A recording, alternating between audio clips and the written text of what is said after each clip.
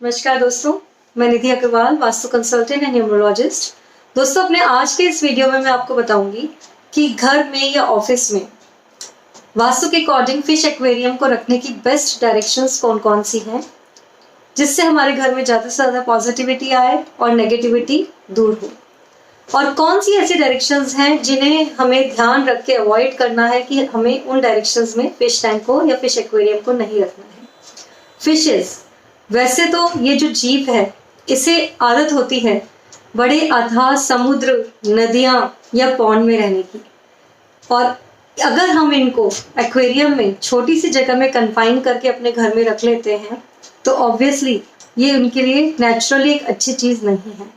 पर क्योंकि आजकल ये एक ट्रेंड है, फैशन है, लोग फिश एक्वेरियम को रखना पसंद करते हैं।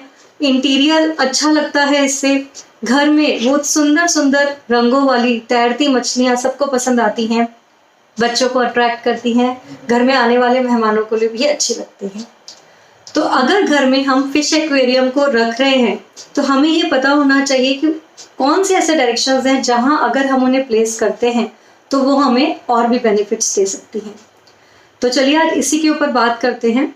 घर में फिश एक्वेरियम रखने के लिए बेस्ट जगह जो होती है, बेस्ट डायरेक्शन जो होती है, उसमें सबसे पहली डायरेक्शन है east of south east. East of south east, जो कि ईस्ट के बाद और साउथ ईस्ट से जस्ट पहले जो डायरेक्शन है, जो एरिया आता है हमारे घर में, वहां पर अगर हम फिश टैंक को रखते हैं, क्योंकि उसे कहा जाता है चर्निंग, मंथन का जोन। और फिश टैंक में, एक्वेरियम में हमेशा एक तरीके की मशीनरी होती है जिससे पानी सर्कुलेट होता रहता है, तो होती है ना वहां पर चर्निंग। तो अगर ऐसी चर्निंग जो फिश टैंक में होती है, ऐसी कोई भी चीज जैसे कि एक्वेरियम हम उस मंथन के जोन में रख देते हैं तो हमारे घर के लिए बहुत ही पॉजिटिव सिद्ध होता है।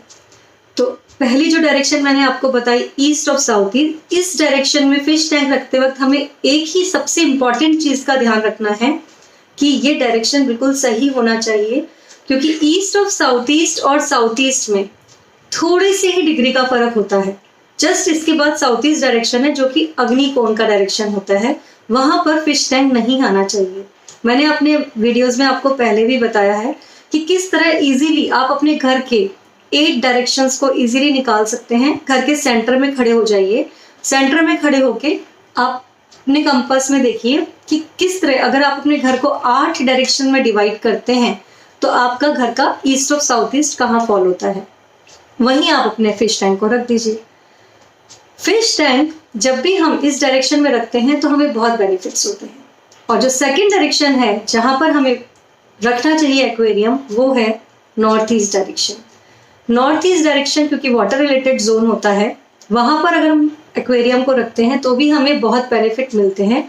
उस डायरेक्शन में एक्वेरियम रखते वक्त हमें सिर्फ कुछ बातों का ध्यान रखना होता है, जैसे एक्वेरियम में पानी कंटिन्यू चेंज करते रहें, बहुत ज़्यादा दिन तक या महीनों तक उस पानी को ऐसा का ऐसा ना रखें और चेंज करते रहिए, क्योंकि फिशेस जो होती हैं उनके वेस्ट से पानी गंदा होता जाता है। अगर ज़्यादा फिशेस हैं एक्वेरियम में तो पानी जल्दी गंदा हो जाता है, तो आपको इस बात का ध्यान रखना है क्योंकि वो फिशेस के लिए भी बहुत हार्मफुल है।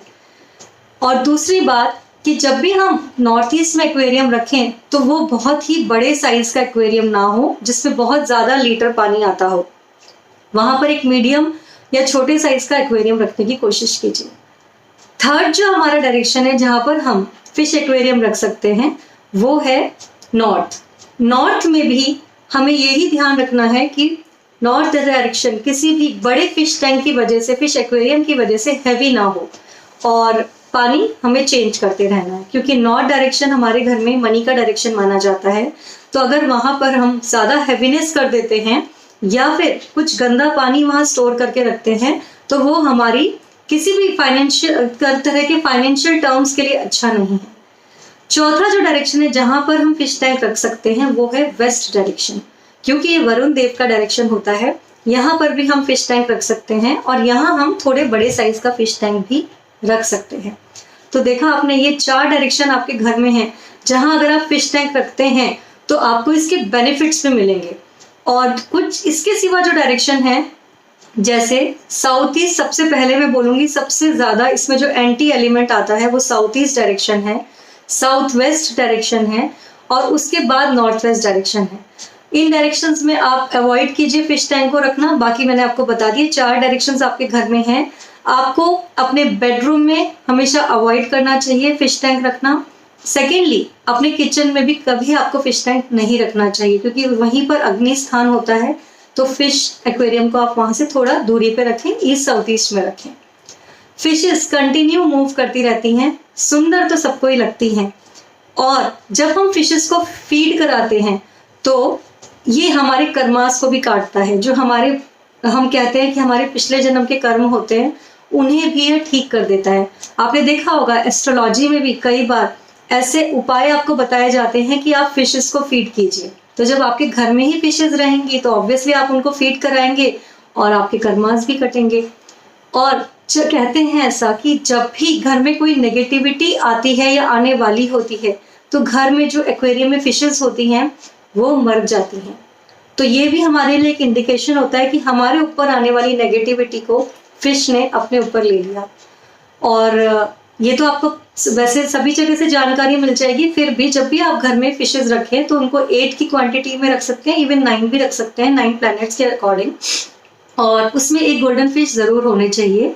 ये बहुत ही एक हमारे घर के लिए लकी साबित होता है। तो आपको ये वीडियो पसंद आए तो प्लीज लाइक कीजिए, सब्सक्राइब कीजिए, और अगर फिश एक्वेरियम लाना चाहते हैं तो ध्यान रख के इन्हीं डायरेक्शंस में अपने फिश एक्वेरियम को रखिए। नमस्कार।